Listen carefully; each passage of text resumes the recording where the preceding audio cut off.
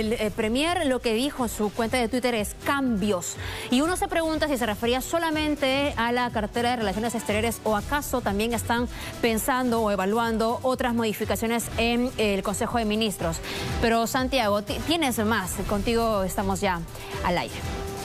Exactamente, Fátima, contábamos este tuit que para muchos fue el anuncio de lo que se venía, de una renuncia, de un cambio en la cabeza de la Cancillería.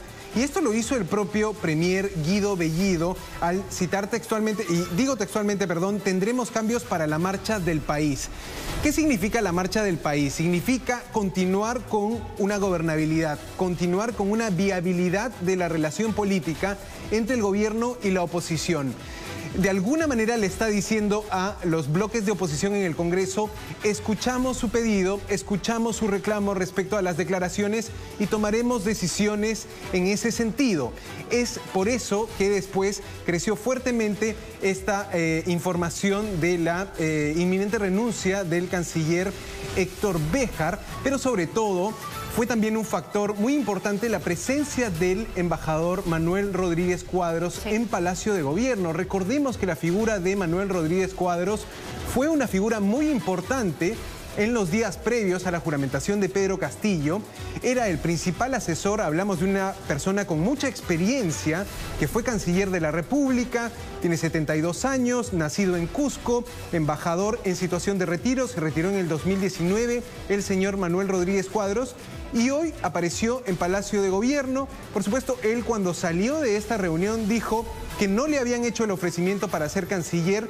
Esto se puede entender como una declaración de mucho decoro. Es exactamente Rodríguez Cuadros un diplomático con mucha experiencia y así le hayan hecho el ofrecimiento. No lo revelaría públicamente porque todavía estaba en el cargo el canciller Béjar. Todavía de hecho está en el cargo el canciller Béjar. Entonces el señor Manuel Rodríguez Cuadros más bien es muy prudente para declarar ante la prensa y llama mucho la atención todo este discurso que hizo después sobre la libertad de prensa con una forma más bien que lo coloca o lo posiciona como un posible reemplazo del canciller Héctor Béjar en el Ministerio de Relaciones Exteriores. Fátima, recordemos que incluso Rodríguez Cuadros fue voceado como el primer canciller del presidente Pedro Castillo por su cercanía, por su apoyo en de alguna manera trazar lo que sería la política internacional de este nuevo gobierno. Se lo vio muy cerca, lo vimos ingresando en los días posteriores a la segunda vuelta a la Casa de Breña, al señor Rodríguez Cuadros.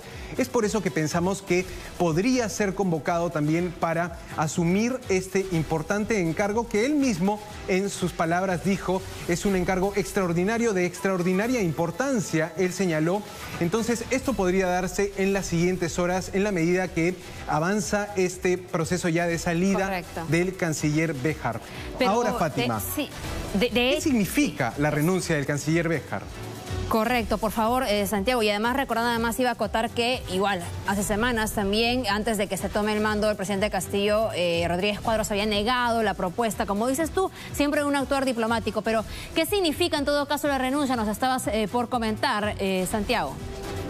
Así es, Fátima. La renuncia del canciller Héctor Béjar, tenerlo lejos del gabinete, significa oxígeno para este gabinete, para este primer equipo ministerial y oxígeno para el presidente Castillo porque se venía una interpelación del canciller Béjar que podría darse la próxima semana y hubiera sido una batalla política que hubiera desgastado mucho al gobierno de cara al pedido del voto de confianza. Recordemos que el gabinete va a pedir la confianza al Congreso este 26 de agosto.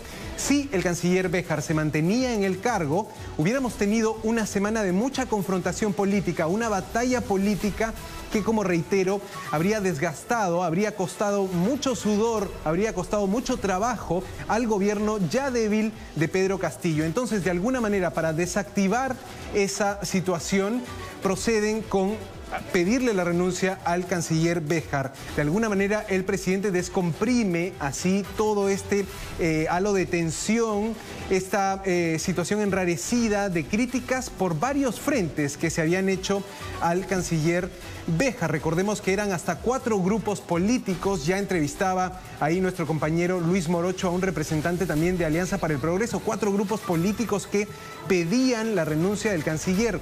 Hoy escuchábamos al congresista Hernando Guerra García, a la congresista Marta Moyano de Fuerza Popular. Ayer escuchábamos a los congresistas de Renovación Popular.